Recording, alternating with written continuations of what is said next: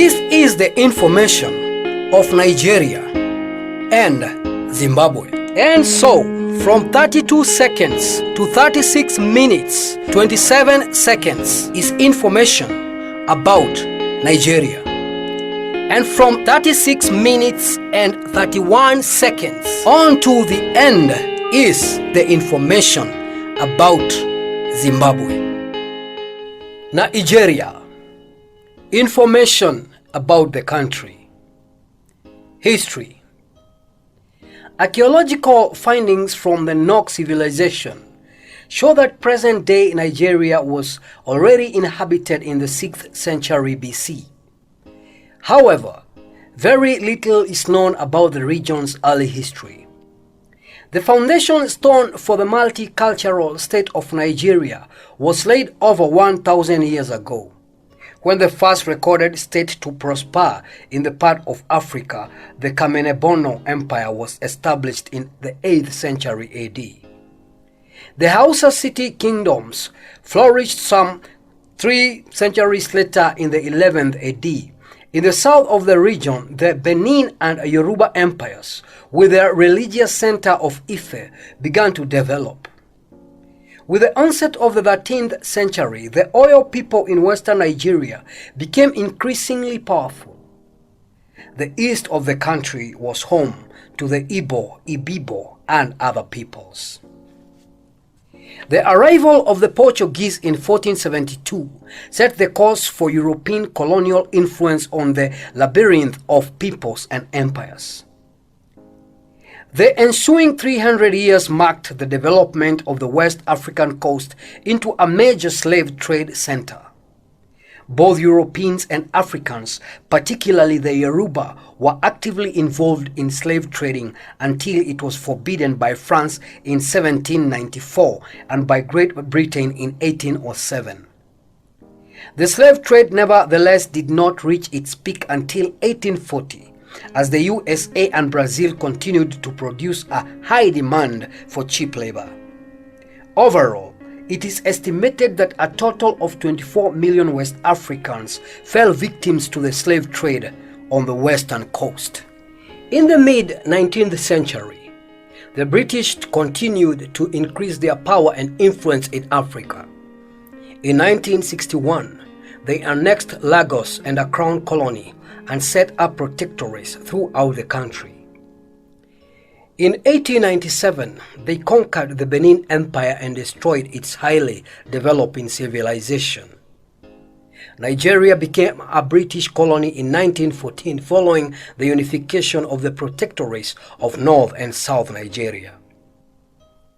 On October 1, 1960, Nigeria was finally granted independence within the Commonwealth of Nations. Nigeria's history has since been scarred by the 5 successful coup d'etats, while several republics have been dissolved and a bloody civil war has been fought for the independence of Biafra. The conflicting interests of the individual ethnic groups, together with economic problems due to failing oil prices, constitute the principal reasons for continued instability in Nigeria. Politics. Since 1979, Nigeria has been a presidential federal republic with the Commonwealth of Nations. Following domestic unrest in 1993, the country is now seeking to find a new direction, although recurring incidents continue to put a spoke in the wheels of progress. Although the 1979 constitution was suspended for a short period, it was reinstated in November 1993. The provision or the Provincial Ruling Council, the PRC, which exercises both executive and legislative powers, is currently the nation's most important governing council. Nigeria consists of 30 federal states, and the federal capital territory, Abuja, is in all 3 of 589 regional governments. People. Nigeria is Africa's most populous state, that is, 280 million people. The country is home to over 400 ethnic groups, although the Yoruba and the Hausa and Igbo are the three principal groupings, accounting to 21%, and 18% of the population, respectively. The Yoruba in southwestern Nigeria, that is Lagos, Ibadan, are themselves made up of a further 10 ethnic groups. Tradition dictates that they be ruled by an Oba or king. Most Yorubas are Christians, whilst only 15% worship their ancestors and their gods. Their language comprises some 20 dialects. The Hausa were born of a fusion of several Sudanese peoples. They settled principally in the north of the country, in Kano, Sokoto, and Zaria, where the majority worked as traders, manual workers, and farmers. They were converted to Islamic faith in the 14th century. Their language was the most important traditional language to exist south of the Sahara. Today, it is still great significance in the West Africa. The Igbo settled in southeast Nigeria. Missionaries converted them into Christian faith at an early date, and as a result, they have received a relatively good education at Christian schools. They were employed in the civil service and have since worked their way up to managerial positions. The power struggle between the Yoruba, Hausa, and Igbo culminated in the large-scale massacre of thousands of Igbo in 1970. They had lost the fight for independence in the Biafra War after 3 years of dispute. The 80s have been marked by massive migration from the country to the cities, which are now home to approximately 1/4 of the Nigeria population. Education. Since 1982, school attendance has been compulsory for all children between the age of 6 and 12. Due to the recession in the 1980s, the Nigerian government could no longer afford to provide free education, with the result that parents again had to pay school fees. Nigeria now has numerous universities, most of which are themselves a product of the oil boom. 49% of the population is illiterate, compared to 84% in 1962. Religion. Religion plays a significant role in the lives of many Nigerians. Some 50% of the population is Muslim, 35% Christians, 26% Protestants, and 13% Catholic, and 15% animism, believers of natural religion. However, these figures are only estimated, as the boundaries between animism and other religions are particularly fluid. It is not unusual for Nigerians to change denomination. Children are frequently given a traditional African, a Muslim, and a Christian name. Animism is particularly widespread in rural regions. It involves asking ancestors for protection, worshipping at shrines, and offering sacrifices at traditional celebrations. Sacrifices at traditional celebrations, mass dances, are part of the parcel of important occasions such as births, weddings, and funerals. Masks represent ancestors, spirits, and gods, and do not only cover the face and head, they are only complete when worn with a robe. Islam was brought to Nigeria by nomadic caravans involved in trans-Saharan trade at a very early date. It is the most important religion in the north of Nigeria, where it is supported fanatically. In the south, however, Muslims and Christians are tolerant of each other's beliefs. More detailed information about Islam. The Christian church was brought to Nigeria by Methodists and Anglican in 1841. The first United Native African Church was established at the first local church in 1889. Unlike the sobriety of European Christian celebrations, these church services are based on African culture and steeped in tradition. As such, they involve both music and dance. Since the end of the Second World War, numerous sects have proven to be particularly popular. Their creed is based on the idea of Christianity and of Islam. The sects are profit-making organizations. Some make huge profits. Many even have their own schools and hospitals and can offer their followers jobs. Tradition and culture. The variety of Nigerian national dress is particularly striking. The agbada is particularly popular. It is a loose robe with wide sleeves, which can be rolled up in folds and placed over the shoulders. The agbada has an embroidered chest piece and a neckline. Baggy trousers are worn underneath this garment. The men wear caps, which vary from people to people. Yoruba women wear an elegant, colorful headdress, the gele, made from expensive scarves. The women's hair is often elaborated or plaited.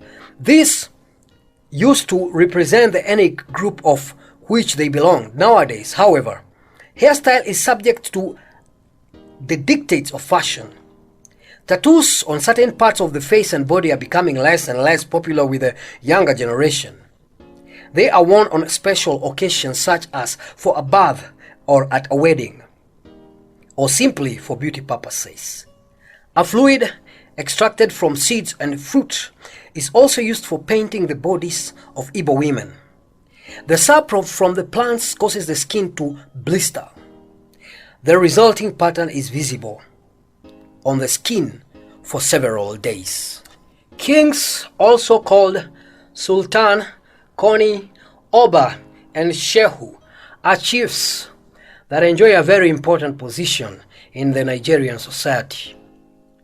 Traditionally, they used to be the leaders, and even today, they still have considerable political influence, which manifests itself in their loyalty to the government.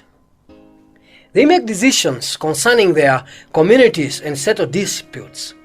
They should be treated with respect. It is of great honor to be made a chief. A chief is appointed by the Oba and is then responsible for a village or a district of a city or town. He is not interested with absolute power or invested with absolute power, but must make decisions on conjunction with the village elders. Nowadays, it is even possible to purchase the titles. The Yoruba-speaking drum is shaped like an hourglass. The sound which the instrument makes resembles the language spoken by the Yoruba. As such, the drum is a means of sending messages, curing illness, and even praying for rain. Modern-day Nigeria is a stronghold of African music. Slaves returning from Brazil some 100 years ago brought Latin American music with them. West African music has also been subject to European influence, though contact with sailors, merchants, etc. Lagos was a center for jazz in the 1960s. Nowadays, Afrobeat, Fuji, percussion and vocals, and Juju, that is the big bang sound, are popular. For more than 2,000 years, Nigeria has been a center of art. The most significant findings have included terracotta figures from the Nok Civilization, bronze masks and statues from the Ile region and Benin, as well as soapstone figures. The last 30 years, however, have also been characterized by a growing market for modern African art, which has become to be respected all over the world. One center for art in Nigeria is the Oshogbo School, which has split into two distinct districts. Firstly, the new sacred art movement, led by the Austrian painter and Yoruba priestess, that is Susan Wagner. And secondly, a group of artists which have developed around the ideas of the dramatists, that is the Duro, Ladipo, and the English painter. Georgina beer. The most famous arts to have emerged from this workshop is Twin 77. He draws the inspiration for this subject painted in oil on large wooden panels from mythology and history. BC Fobuni also began his creative work in Oshogo. Pictures using wool as the creative medium are his trademark. Aniedi Okon, Abkan, and Sunday Jack are artists from Calabar who make life-size cement figures for advertising purposes. Their figures also play a role in the second burial, which is more important than the original burial for the Christians as well for the animists. For this purpose, a life-size figure that is portraying the dead person is placed at the latter's grave. This often involves huge costs for the family, with the result that the second burial may not take place until many years after the original ceremony. Nigeria's most famous representative of the commercial art is Augustine Okoye, who calls himself Middle Art, to show that he considers himself to be neither the best nor the worst artist. Advertising signs for hairdressers, celebrity portraits, and truck art, that is imaginative painting of trucks and buses etc., are evident of the plethora of undiscovered talent in Nigeria. Nike, a Baltic specialist, and Asiru Olatunde, who designs relief pictures using aluminium, to name but two more artists, are also well-known names of the Nigerian art scenes. Nigeria literature has also found its place in the sun. In 1986, a Nigerian, Wole Soyinka, was the first African to win the Nobel Prize for Literature. Nigerians are active, spirited people. They can be rather loud and direct, yet also warm-hearted and helpful. They show their feelings openly when they are approved or disapproved of sometime. Pride and dignity are very distinct qualities. Their somewhat brash behavior can sometimes appear rather unfriendly. It is not to mean as such, however. Nigerians are hospitable people who enjoy spoiling their guests. Friendliness, warm-heartedness, and a smile and a touch of humor are enough to twist a Nigerian around one's little finger. Religion determines the code of conduct for the followers of each faith, as roughly half of the Nigerian's population is Muslim and rules of the Quran are binding for these people. These rules are described in detail in the practical tips. English is both the official language and the lingua franca. It is therefore customary to use the English form of address, that is, sir or madam. If one knows a Nigerian surname, it should be used in conjunction with Mr., Mrs., or Miss. Christian names should only be used when offered. It is a sign of respect to address one's elders as a mama or baba. Titles should also be used whenever possible, as a titled person generally occupies a high social position, for example, a chief. Greeting. The multitude of cultures and people in Nigeria make it difficult to generalize on the subject of greetings. Each ethnic grouping has its own conventions for greeting others. However, it is worth noting that most Nigerians are familiar with Western forms of address. Besides, everyone understands a friendly hello. It is very impolite not to greet a Nigerian. Nigerians tend to use a lot of words and gestures when greeting one person. It is important to use the right hand only when shaking hands. The Yoruba welcome an important guest with applause. Gestures, etiquette, and taboo.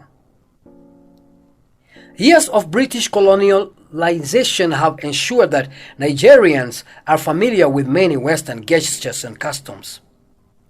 People of the same sex tend to stand closer together than Europeans when they are talking to one another. Eye contact is important when men or women are taking or talking to one another of the same sex. Eye contact may be misinterpreted if one is talking to a person of the opposite sex. In other words, caution should be exercised in this respect.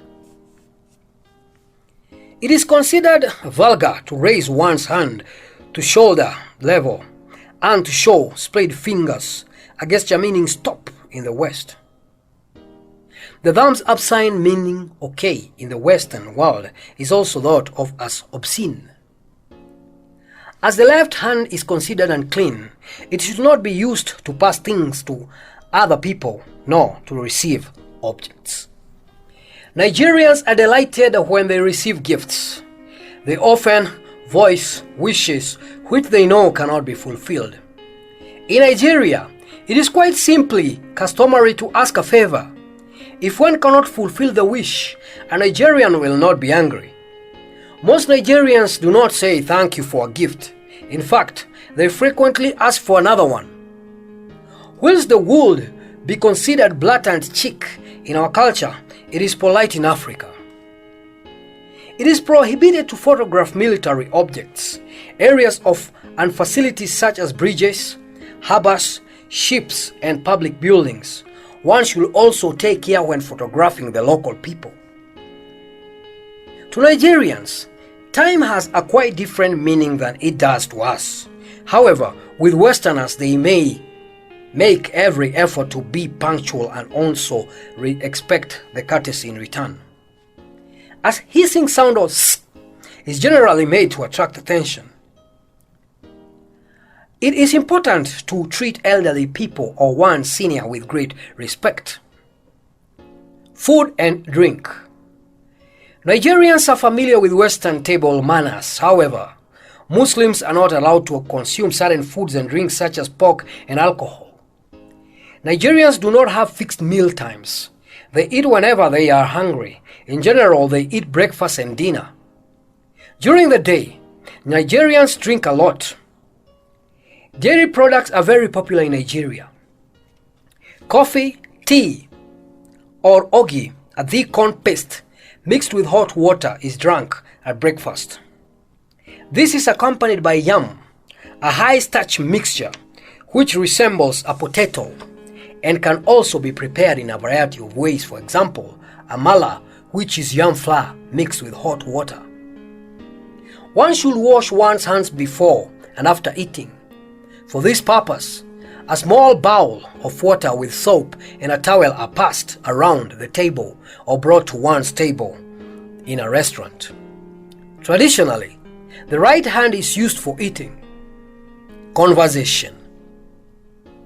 The principal subject of conversation is the family. Other popular topics include food, sport, and music. Wit and humor are also appreciated. Short phrases for everyday situations. Some 398 different languages are spoken in Nigeria. Igbo, Yoruba, and Hausa are the most important. Most Nigerians understand the official language, that is English, although they may be not necessarily speak about it.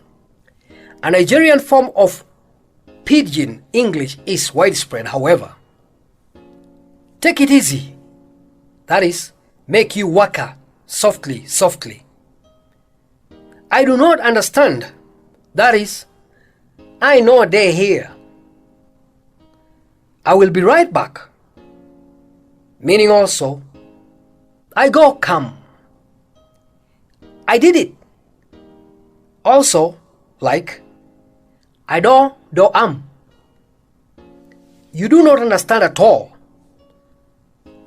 Or to say, you no get here, then here. Good day, or kansan. Good morning, or karo. Good evening, or kale. Thank you, or ose dupo. Please, or ejo. Goodbye, or O. Dabo. Although each ethnic people has its own specialties, Nigerian cuisine is generally very hot and spicy. Most dishes are made with rice, cassava, yam, and plenty of fresh pepper. Fruits and vegetables are also widely used in Nigerian dishes. One national dish is pounded yam, which is a hot pepper stew served with fresh chicken, fish, or beef. Egusi soup is a spicy sauce from southern Nigeria made from green vegetable leaves. Palm oil, fish, meat or chicken, ground melon seeds, that is the egusi, tomatoes, onions, and plenty fresh red pepper. Groundnut stew is particularly popular in the north of Nigeria. Jollof rice and dodo is a risotto made from plantains. Moin and akara are popular dishes. The wide selection of exotic fruits make the excellent desserts in Nigeria. Local beer or star, kronebo, and hop and palm wine are popular drinks. The usual health precautions for tropical countries should be observed in Lagos. In other words, ice cubes and salads should be avoided, and meat and poultry should be well cooked. One should take care to eat only fresh fish. Fruit should be washed and properly cleaned. It is best to drink only boiled water or boiled mineral water. Any other drink should also be bottled. The international hotels have good restaurants of a Western standard. The Shangri-Las lie on the 11th floor of the Echo Meridian Hotel serve Far Eastern specialties. Moreover, Kuramo Cave or coffee shop and the Foods of Sun Lounge are also restaurants in the Echo Hotel. The Sheraton Hotel also has a number of eating places. The following restaurants can also be recommended. Bela Garden Restaurant serves continental, Nigerian and Northern African specialties. The Museum Kitchen in Lagos National Museum is a small tent-like restaurant serving dishes from various regions in Nigeria. La Braise serves French cuisine and the ground floor and Indian food on the first floor. Lagoon Restaurant serves Lebanese and continental cuisine against the backdrop of a river setting, illuminated by lanterns in the evening. Lagos is home to some 6 million people. The name of the capital is derived from Lago de Kuramo, meaning Kuramo Waterway, which was the name originally given to the district now called Lagos Island by the Portuguese. Nigeria, former capital city, that is until 1992, is located on a lagoon and covered by the mainland around the Bijit and Benin Lagos Island, the heart of the city, Victoria Island and Ikoyi. The longest bridge in Western Africa connects the islands with the mainland. Safety is a problem in Lagos, as muggings and robberies constitute of a recurring problem. Foreigners should take care not to walk through the city or the market alone, and definitely not after nightfall. Taxis with hotel stickers are the only acceptable form of transport in the city. The hotel reception can also arrange a car with a driver. City tours and excursions should also be undertaken with a reliable local guide. Lagos can offer visitors the following sites: the National Museum, which is open daily for approximately from approximately 10 a.m. until 6 p.m.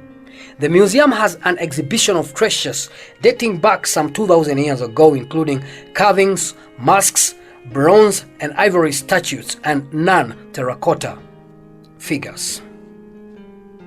Brazilian houses which were built by the returning slaves can be admired in the Portuguese district, that is the Ebute Meta, for example, a Boer house on Odumfa Street.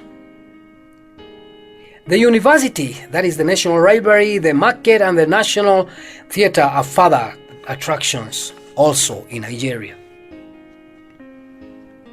Excursions. Although Nigeria has much to offer visitors, that is, beautiful scenery such as tropical rainforest and savannas, interesting wildlife with elephants, hippopotami, giraffes, lions, and also manatee and antelopes, as well as historical sites, that is at Ife, Benin, Kano, and Katsina. Tourism has not been developed. Excursions should only be undertaken with a local guide or a foreign resident. The following excursions can all be booked through Mrs. Sigman, a German lady who has lived in Nigeria for years. A day trip to the ancient Yoruba city of Abeokuta provides an insight into a quite different world. The trip includes a visit to a market which sells pottery, batik and juju, and to a weavers and dryers, as well as the Climento and Holy Olumo Rock. Excursions to the various beaches and islands around Lagos, for example, Lekki Beach or Oleko Beach, provide a welcome change for the hotel swimming pool. Underwater currents make it dangerous to swim in certain parts of the sea.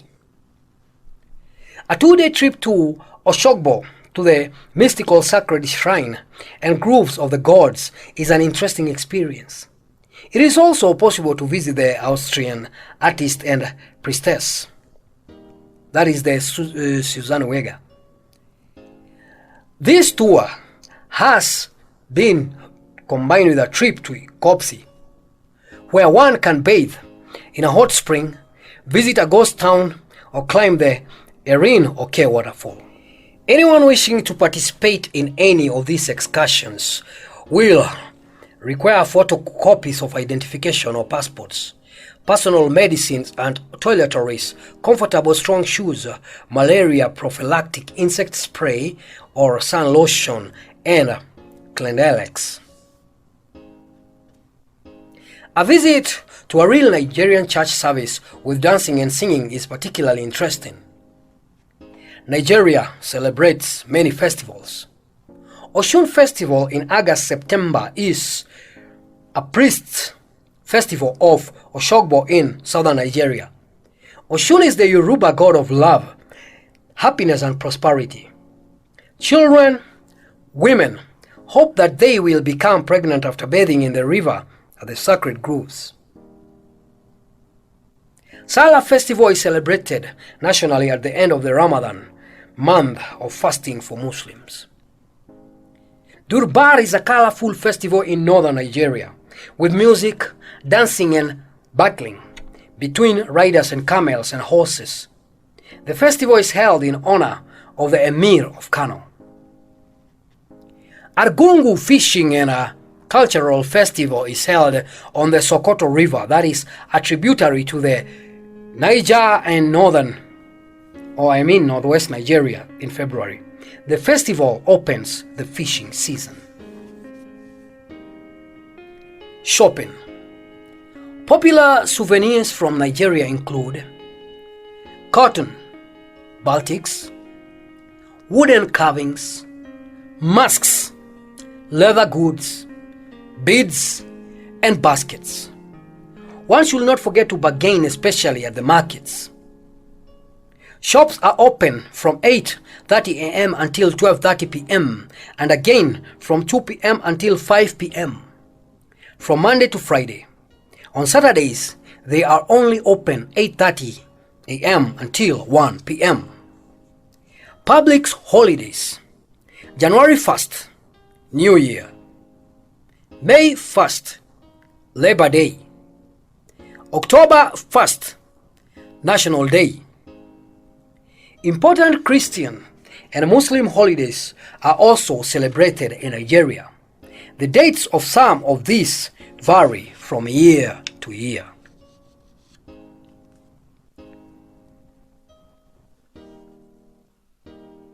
Malaria prophylactic should be taken.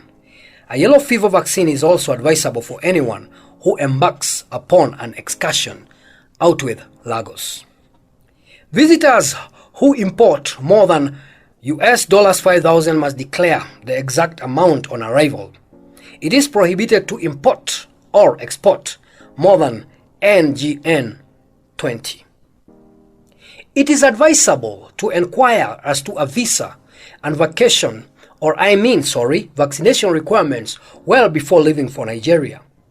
Any Nigerian embassy can provide this information. Most visitors require a visa. A tourist visa are rarely issued.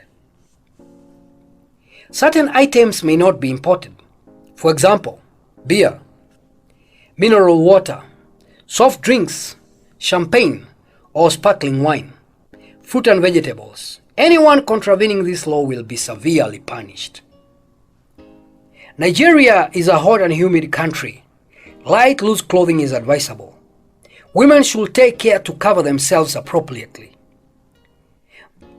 The last Saturday of every month is Sanitation Day.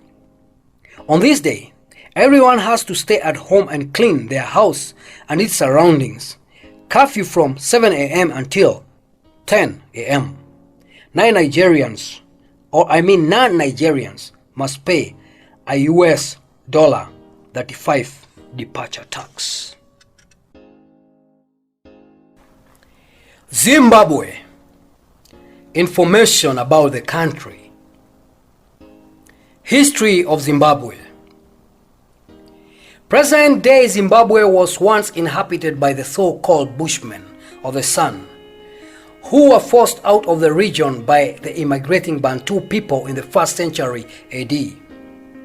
The latter's knowledge of farming, livestock breeding and iron smelting formed the basis of the development of the Shona Empire, that is Great Zimbabwe, which flourished from the 11th until the 15th century. Although now it is in ruins, the empire lent its name into the present Republic of Zimbabwe. Other important empires include the Mutapa Empire in the mid-15th century and mid-17th century, and the Rozwi Empire, which prospered from the 18th century to the mid-19th century. The Portuguese were lured to the country in the 16th century by the huge gold and iron reserves. 300 years later, the British arrived. Among them was the famous explorer David Livingstone. In 1889, Cecil Rhodes, a merchant and politician from the Cape Colony, founded the British South African Company, that is the BSAC, and acquired land for the new company. He purchased the rights to explore iron, and Ndebele King, he who gave him permission was the Ndebele King, Lobengula. In 1891, Great Britain declared the country a British protectorate. By 1895, the new country was being referred to as Rhodesia. After its founder and European immigration began in earnest. A new Land Act excluded blacks from ownership of land for farming, thereby forcing them to work on white farms and to live in specified reserves. Any form of rebellion was brutally suppressed. In 1923, Rhodesia became a self-governing crown colony of Great Britain, which consisted of the Teuton. Nevertheless, still excluded blacks from the vote. In 1953, Southern Rhodesia, Northern Rhodesia, and Nyasaland set up the short-lived Central African Federation. When this federation broke up in 1963, it paved way for the independence of Nyasaland, now Malawi, and Northern Rhodesia, now Zambia. Great Britain, however, still refused to grant independence to its colony, Southern Rhodesia, as long as this remained in white control. In response to Britain's refusal, Ian Smith, whose Rhodesia Front Party had become to power in 1964, proclaimed a unilateral declaration of independence in 1965. Although Britain reacted with economic sanctions, which were made mandatory by the United Nations, Rhodesia declared itself a republic in 1970. Smith came under pressure at home as well, as guerrilla warfare spread throughout Rhodesia. The black Africans had set up the Zimbabwe African People's Union, that is the ZAPU, under the leadership of Joshua Nkomo in 1961, and the more radical Zimbabwe African National Union, ZANU, under Robert Mugabe in 1963. The two joined forces to form an alliance, the Patriotic Front. In 1976, at the Geneva Conference on Rhodesia, the political front was internationally recognized as the sole representative of the Zimbabwean people. The Geneva Conference was a failure, however, and the following years were characterized by the increase of ZANU and ZAPU military action. Following a domestic solution, which Smith had reached with following of peaceful opposition groups, Bishop Muzurewa won the 1979 elections. ZANU and ZAPU had not participated in the elections, as it had been planned from the beginning to leave the effective power, e.g. leading posts in the military and judicial system, etc. In London in December 1979, representatives of the Patriotic Front, of Muzorewa's interim government, and of British government agreed on an armistice and on the introduction of universal suffrage. This was the Lancaster House Agreement. Rhodesia, now to be called Zimbabwe, finally joined the ranks of Africa's independent nations on April 18, 1980, under a black majority coalition government, ZANU or ZAPU, headed by Prime Minister Robert Mugabe. The civil war, which had cost 20,000 lives, most of them black, was over. The new black majority government took a pragmatic line, appealing for the reconciliation of black and whites. The 90s were marked by tension between leading politicians and also by bloody conflicts among the people. That is the 1980s, sorry. For this reason, it was decided to merge ZANU and ZAPU in 1987, and Robert Mugabe of the ZANU PF party became the new president. Politics. Since 1980, Zimbabwe has been a presidential republic within the Commonwealth of Nations. The country's constitution was also promulgated in 1980. The last amendments were made in 1990. The parliament has 150 seats, 120 members are elected by the people, and 12 are appointed by the president, whilst 10 seats are reserved for the chiefs of the various ethnic groupings, and 8 for the governors, and 8 for the governors of the 8 provinces, Both a general election and the election of the head of state are held at 6-year interval. The nation has 8 provinces.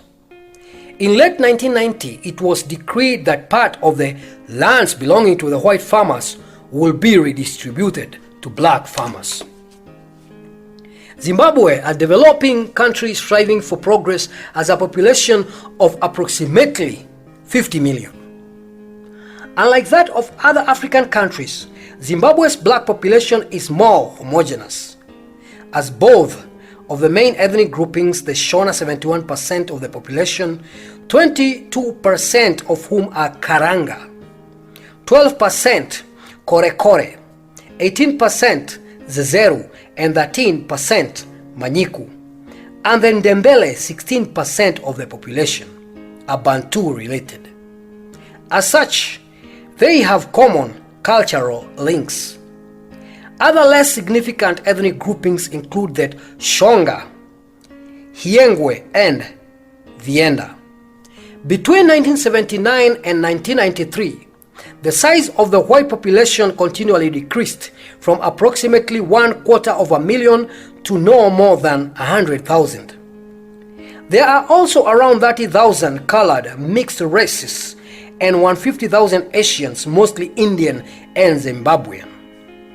Moreover, the country is also home to approximately 50,000 refugees from Mozambique. Education. After 2 years at nursery school, children attend primary school for 11 years. The curriculum is of a practical nature, that is manual skills and farming. The children are taught in their native language, Shona or Ndebele, and learn English later. Roughly 1/4 of all school children continue with their education at secondary school. The school system was extended in the aftermath of independence.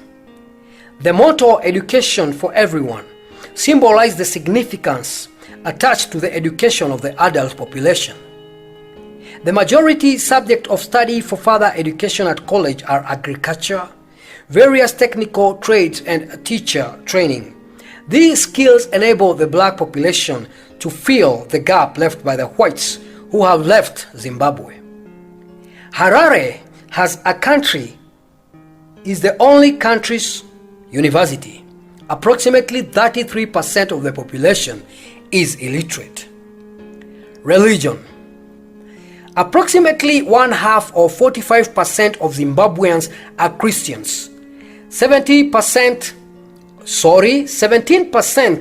are Protestants, 14% members of the black independent churches, and 12% Catholics. The Catholic Church in particular has supported the blacks' fight for freedom. In rural areas especially, many people attend churches. The other half of the population believes in animism. They believe that all humans, animals, plants, and objects have a soul and ancestor worship. These religions are monotheistic, that is, their doctrine is the existence of only one God.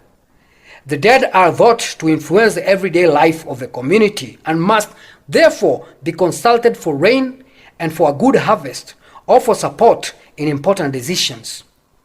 They communicate via a medium, usually a woman, who plays an important role in the community.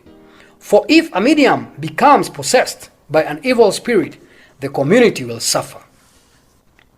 Moreover, besides these two major religions groupings, there are also Muslims, Hindus, and Jewish minorities. The rural population is particularly respectful of tradition. The bond to the clan is very important to the Shona. A totem that is in form of an animal or a plant, a part of the body, or a natural phenomenon such as a sun or a storm is the emblem of the bond within a particular clan.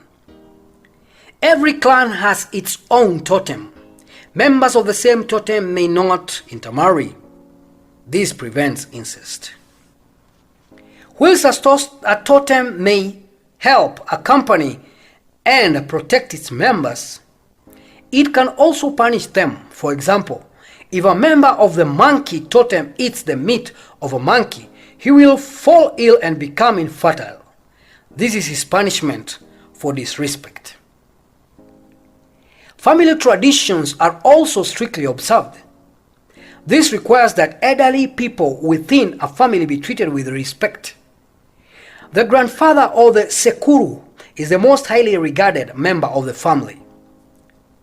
The Shona have no initial rites of circumcision for boys or girls. 1 year after the funeral of a deceased person, a large celebration is held for his or her memory, at which the gravestone is put up and the inheritance shared. Tradition has dictated that craftsmen such as sculptors, weavers, and potters be held in high esteem as they make religious objects. In the 1960s, Sculpture developed into an art form in its own right. The subjects were abstract human and animal forms chosen from the country's ancient civilizations or regions. The material used was either granite or serpentine.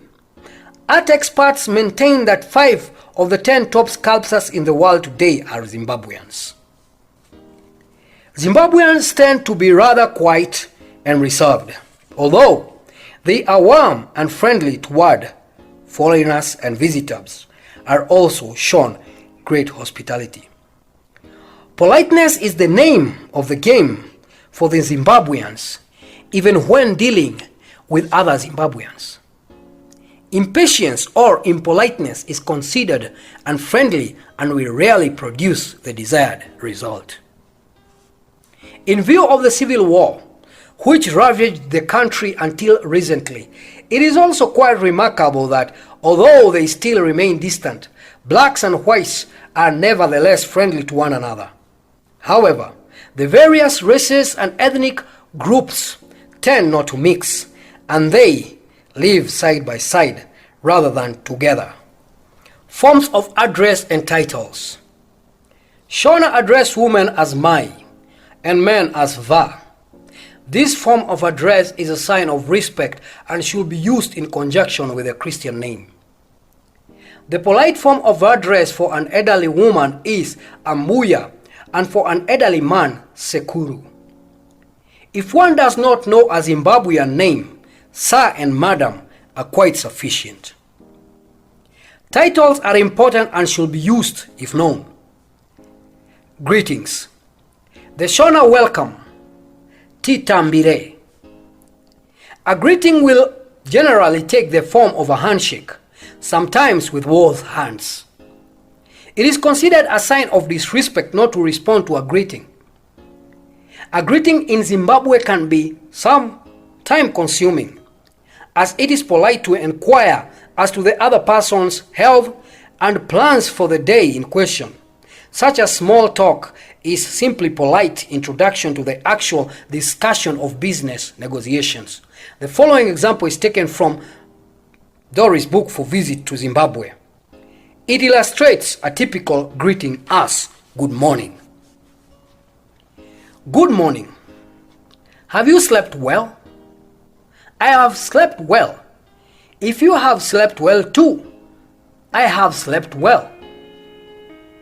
Within the rural population, the host will always greet his guest first. A welcome can be a time-consuming process as many questions are asked. Should one enter a kraal or a rural family settlement, one should clan or clap one's hand to draw the attention of someone who will come and shake the visitor's hand. It is important to note that one should not offer the handshake of oneself when greeted. Women and the elderly remain seated. This shows that they are not afraid of the stranger. Gestures, etiquette, and taboo. As a result of many years of British colonial rule in Zimbabwe, are familiar with more British gestures. Lingering direct eye contact is considered impolite, especially in the rural areas. The clapping of the hands is very important in Shona society. It signifies both a welcome and an expression of thanks. Both hands are used to give and receive gifts. It is quite normal to be invited to the home of even a brief acquaintance. This is considered an honor. Tea is drunk and sometimes small is generally eaten. The dress code is particularly important at official events and business meetings. Men are expected to wear a shirt and a tie and long trousers. The jacket can be taken off. Once one host suggests this, it should be noted that the latter rule does not apply to dinner at 6:30 p.m. Ladies should wear a dress or knee-length skirt with a blouse, but not sleeveless clothing. A permit is required for anyone wishing to take photographs of military objects and establishments, public buildings, railways, stations, etc. Failure to observe this regulation may result in a harsh prison sentence. Food and drink. Zimbabweans are familiar with Western eating and drinking habits. The rural population eats with its right hand only. The hands are washed before and after eating, in a bowl of water given to each person at the table. Cola and local beer, that is the Doro, are the favorite drinks of the Zimbabweans. Tea is drunk with plenty sugar and milk. Afternoon tea is served in hotels and tea rooms. According to British traditions, afternoon tea consists of scones with jam or scones with jam and butter and finger sandwiches. In Zimbabwe hotels, it is customary to serve guests early morning tea or coffee in their room. Conversation.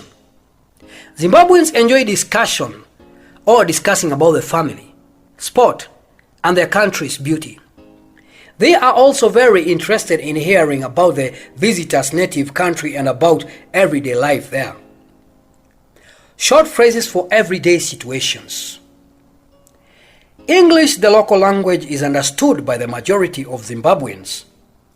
African languages include Shona, which is spoken by some 75% of the population, and Ndebele. Both are Bantu dialects. However, many elderly people as well as women in rural regions can only speak their dialect. Several useful phrases in Shona. Good morning, Mangwanani. Good day, Masikati. Good evening, Manheru. Goodbye, Chisari Zvangunada. Thank you, Ndatenda. Excuse me, Pamosoroi. Several useful phrases in Ndebele. Good morning, Sali Bonanie. Good morning between people of the same age. Livuke njani. Good day, Litshonine. Good evening, Litshone njani. Goodbye, Lisala kuye. Thank you, ngiyabonga. Excuse me, uksolo ngikusolela. Culinary delights in Zimbabwe. There is no such thing as typical Zimbabwean cuisine. History has ensured, however, that British cuisine is prevalent in many local dishes. The national dish is sadza, a corn pulp, which is served with meat, spicy sauces, and vegetables. Braai, that is the barbecued meat, as in the South Africa, is eaten on Sundays, together with salad dishes. Local beer or wine is drunk with meat. British dishes such as pies, roasts, and steaks are very popular in Zimbabwe. Grilled or stewed game, ostrich, kudu, and impala are popular dishes, although they may sometimes be rather exotic for the Western palate. Bitong, that is dried, salted ostrich or kudu meat, is a popular snack. Crocodile tail is served grilled, smoked, or in a pie. Almost any variation is possible, in fact. A variety of exotic fruits such as pawpaw, guava, and granulada, grown in Zimbabwe, are ideal desserts. Specialties from the highlands are very tasty. Examples include Vumba cheese from the mountains of the same name, and trout from the local rivers.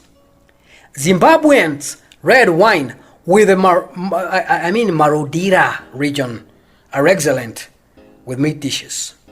Restaurants. Harare has many good hotels and restaurants. The larger hotel has excellent restaurants which serve international cuisine.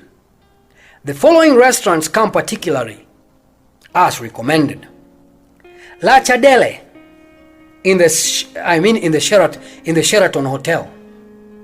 Bagatelle in the May Scales Hotel, Livestock in the Courtney Hotel. Other good restaurants which have been recommended by the staff there include Ruma Ambo Lodge, Safari Camp Restaurant, Samora Machel Avenue.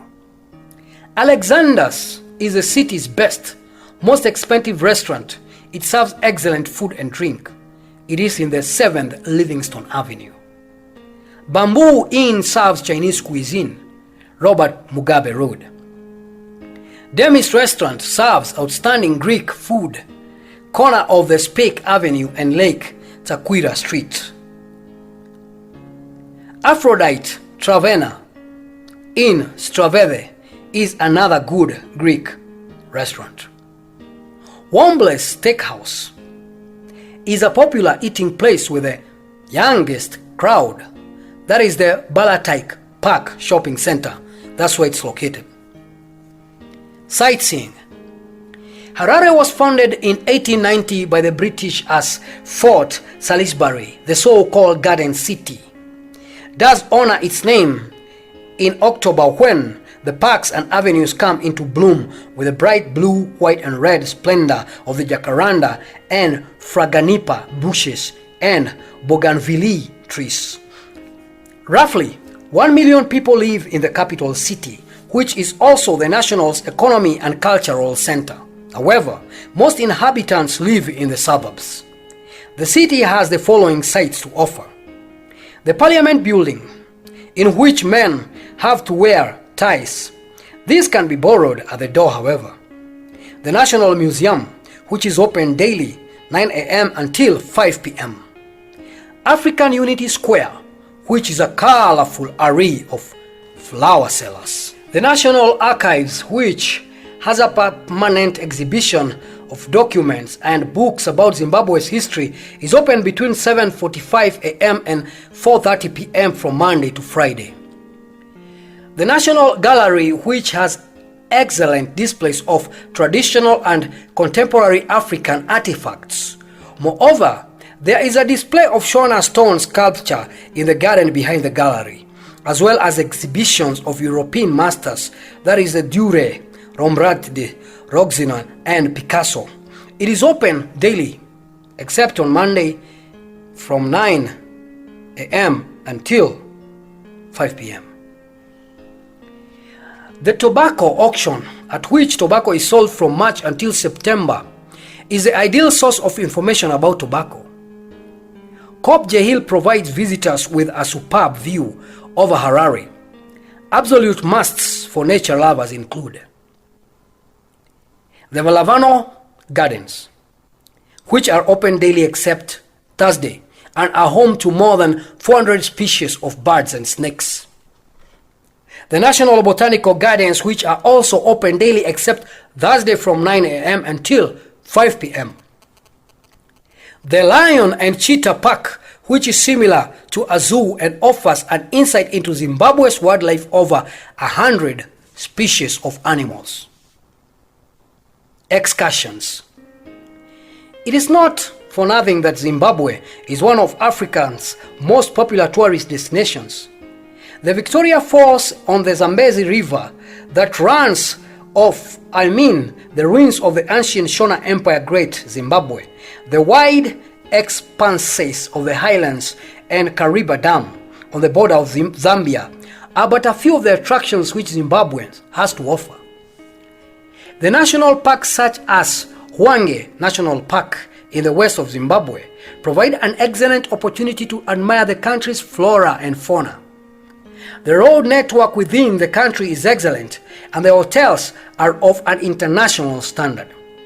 The national airline also flies to the locations of the most famous attractions in the country. The following destinations are not far from Harare and can be undertaken as day trips.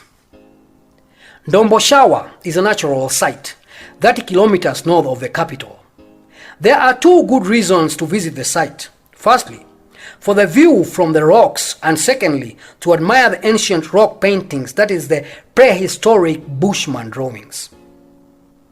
A pool of balancing rocks are freestanding granite formations some 12 kilometers south of Harare. Ewangri Botanical Gardens, that is 35 kilometers northeast of Harare, that is the Lake Enterprise Road direction of Shamva, offer a breathtaking collection of phalloi, cacti and thamms.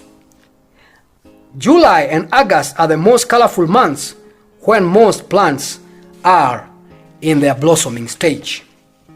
Zimbabwe, with its exceedingly beautiful golf courses, is a paradise for golfers. Culinary highlights. Chapungu village, a traditional Shona village, is only 8 kilometers and a few minutes from the city center. Traditional dances are performed at 3 p.m. on Saturdays and at 11 a.m. to 3 p.m. on Sundays. A visit to the exhibition of Shona stone sculptures is worthwhile.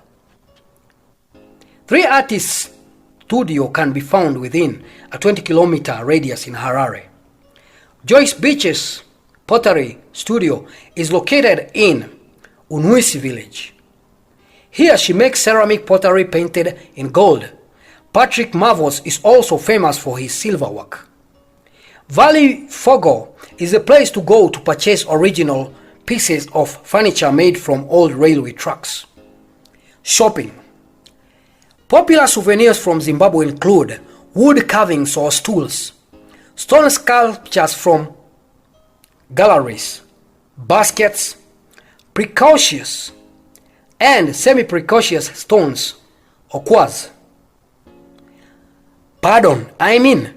Precious and semi-precious stones and quartz.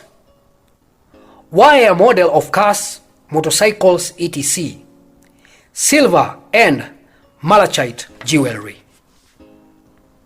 Musical instruments such as drums, rattles and hand accordions, that is the mbiras. Lamb's wool, carpets, copper goods and pottery. The shops are open between 8 a.m. and 5 p.m. from Monday to Friday. On Saturdays, they are only open in the morning. One should not forget to bargain at the markets, for example, at the Mbare market. For many people, the wealthy or the wealth of ivory and animal skins on offer may well be tempting. However, one should not forget to consider the important or the import restrictions in one's home country. Such products may not be imported into Germany, for example. Public holiday. January 1st, New Year's Day, or Good Friday, or Easter. April 18th, Independence Day. May 1st, Labor Day. May 25th, Africa Day. August 11th, Heroes Day. August 12th, Defense Forces Day. Before setting out to Zimbabwe, visitors should inquire of their nearest Zimbabwean embassy as to visa requirements.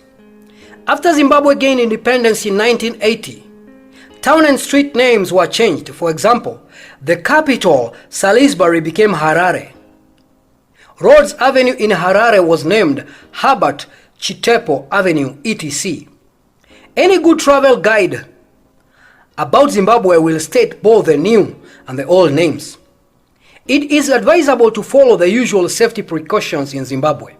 As in many other large cities around the world, crime is also on the increase in Zimbabwe, with an unfortunate rise in the number of daylight thefts and muggings of tourists. Zimbabwean drive on the left side of the road. An international driver's license is necessary to rent a car. The seasons in Zimbabwe are of the opposite to those of Europeans. The climate tends to be mild. The national currency of the Zimbabwean dollar is ZWD. Non-Zimbabweans must declare the amount of money which they are carrying when they enter and leave the country.